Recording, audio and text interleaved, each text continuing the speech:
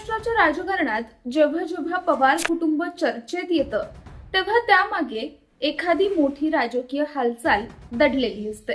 काही वर्षांपूर्वी अजित पवार यांनी घेतलेल्या निर्णयाने संपूर्ण राज्याच्या राजकारणाला वेगळं वळण दिलं होतं.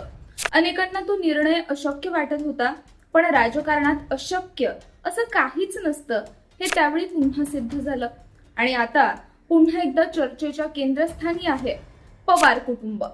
मात्र यावेळी नाव आहे रोहित पवार यांचं. गेल्या काही दिवसांपासून त्यांच्या राजकीय हालचाली, स्वतंत्र दौरे, काही महत्त्वाच्या बैठकींमधील अनुपस्थिती आणि सुरू झालेल्या राजकीय चर्चांमुळे अनेक प्रश्न उपस्थित होत आहेत. नेमकं काय सुरू आहे? खरंच रोहित पवार स्वतंत्र भूमिका घेण्याच्या तयारीत आहेत का, की हा फक्त राजकीय अंदाज आहे? चला संपूर्ण विषय समजून घेऊयात. नमस्कार, मी सृष्टी. आपण पाहताय मराठी मंडळी. 34 वर्षांनंतरची ऐतिहासिक भेट आणि एक अनुपस्थिती चर्चेत. काही दिवसांपूर्वी महाराष्ट्राच्या राजकारणात एक ऐतिहासिक घटना घडली. तब्बल 34 वर्षांनंतर शरद पवार विधान भवनात दाखल झाले. महाराष्ट्र कर्नाटक सीमा वादासंदर्भातील महत्त्वाच्या उच्चस्तरीय बैठकीसाठी त्यांची उपस्थिती होती. मुख्यमंत्री, उपमुख्यमंत्री, वरिष्ठ मंत्री, विविध पक्षांचे नेते, अधिकारी आणि अनेक आमदार त्यांच्या स्वागतासाठी उपस्थित होते. विधान भवनात काही काळ वातावरण असंच होतं की जिथे नजर जाईल तिथे फक्त शरद पवार यांच्याच भेटीची चर्चा सुरू होती. पण या सगळ्या गर्दीत एक नाव मात्र दिसलं नाही, रोहित पवार. ते त्याच दिवशी डोंबिवलीमध्ये एका स्थानिक प्रश्नासाठी गेले होते. अर्थात यामागे अधिकृत कारण होतं, पण राजकारणात अनेकदा अनुपस्थितीही उपस्थिती इतकीच चर्चेचा विषय ठरते. त्यामुळे याच मुद्द्यावरून विविध तर्कवितर्क सुरू झाले. याच काळात आणखी एक मोठी राजकीय चर्चा पुढे आली. राजकीय वर्तुळात अशी चर्चा सुरू झाली की भविष्यात शरद पवार यांच्या नेतृत्वाखालील राष्ट्रवादी काँग्रेस काही नव्या राजकीय समीकरणांचा विचार करू शकते. काही माध्यमांमध्ये आणि राजकीय चर्चांमध्ये महायुतीसोबत संभाव्य संवाद किंवा राजकीय पर्यायांबद्दल अंदाज व्यक्त करण्यात आले. मात्र या चर्चांमध्ये एक गोष्ट सातत्याने लक्षात आली.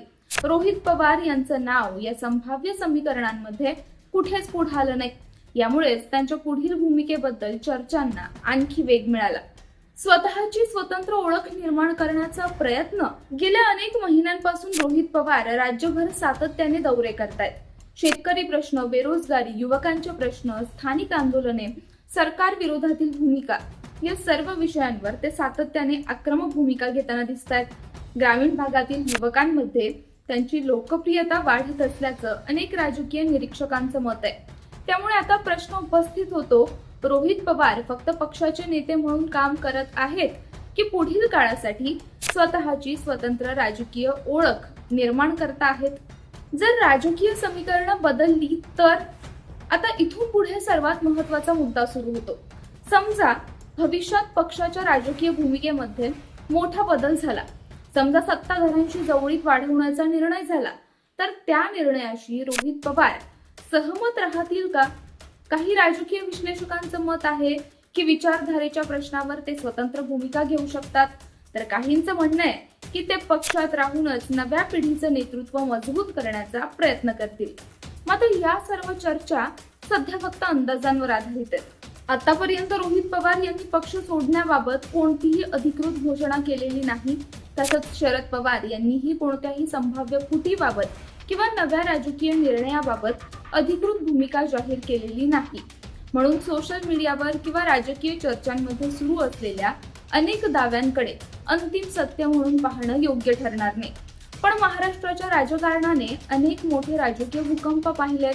पवार कुटुंबातील प्रत्येक हालचालीकडे संपूर्ण राज्याचं लक्ष असतं.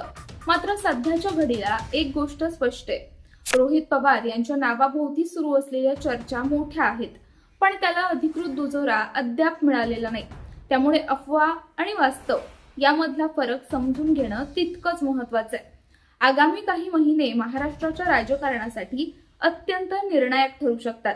रोहित पवार पक्षात राहूनच नवं नेतृत्व उभं करतील की महाराष्ट्राच्या राजकारणात आणखी एका मोठ्या राजकीय भूकंपाची नांदी सुरू झालीये? या प्रश्नाचं उत्तर आता फक्त वेळच देऊ शकते. तुमच्या मते रोहित पवार पुढे कोणती भूमिका घेतील? ते पक्षात राहतील की स्वतंत्र राजकीय वाट निवडतील? तुमचं मत कमेंटमध्ये नक्की सांगा. व्हिडिओ आवडला असेल तर लाईक करा, शेअर करा आणि महाराष्ट्रातील अशाच सखोल राजकीय विश्लेषणासाठी मराठी मंडळी चॅनलला सबस्क्राईब करायला विसरू नका. धन्यवाद.